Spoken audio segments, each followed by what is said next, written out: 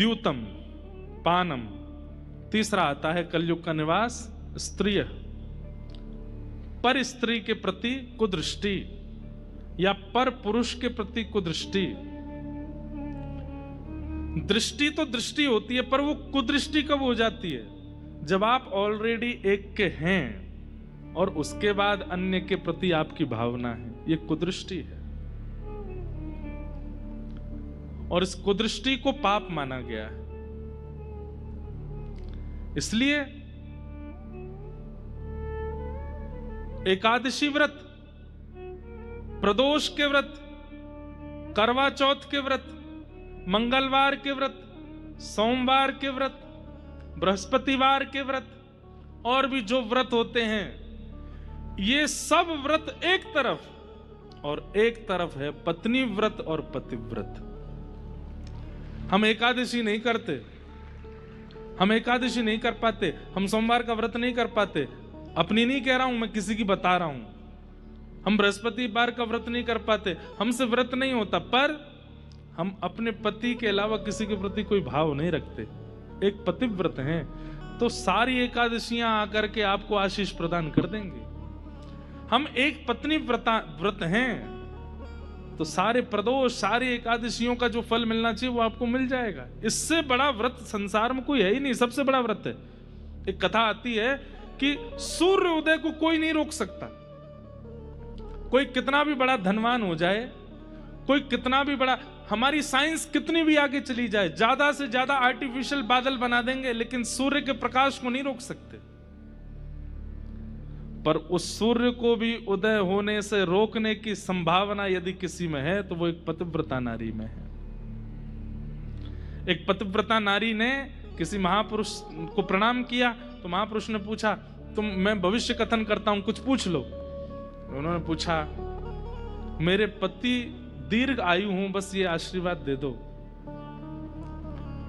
तो महापुरुष बोले, कल सूर्योदय होते ही तुम्हारे पति की मृत्यु है, वो दीर्घायु कैसे होंगे? कल तो उनके जीवन का अंत है।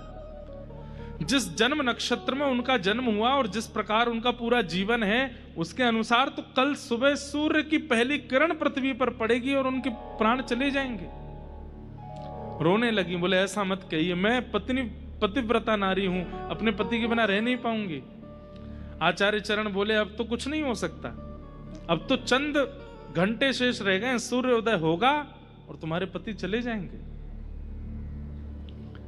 तुरंत जाकर के एक पर्वत पर वो कन्या बैठ गई और बैठ करके उसने कहा, यदि मैंने अपने पति के प्रति पूर्ण निष्ठा रखी हो, पूर्ण भावना रखी हो, तो कल सूर्योदय होंगे नहीं।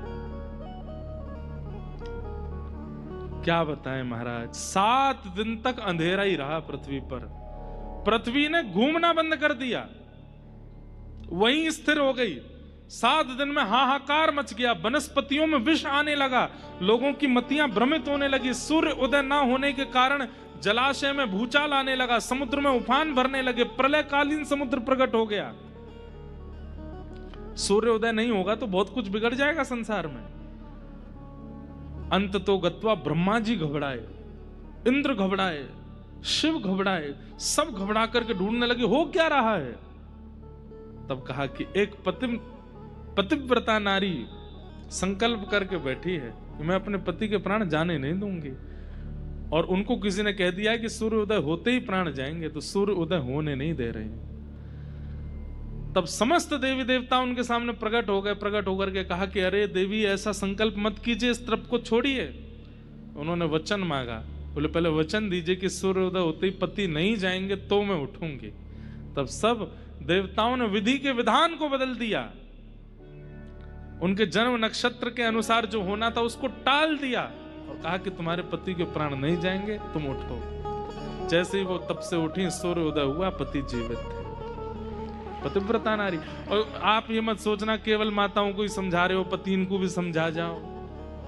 हाँ, ऐसी निष्ठा पति में भी हो अपनी पत्नी के प्रति, होनी ही चाहिए। इससे बड़ा कोई व्रत नहीं है। जिनके ब्याह हो चुके हैं अच्छी बात है, वो अब कर लो, और जिनके नहीं हुए हैं तो जिससे हो उसको सर्वस्व मान लीजिएगा।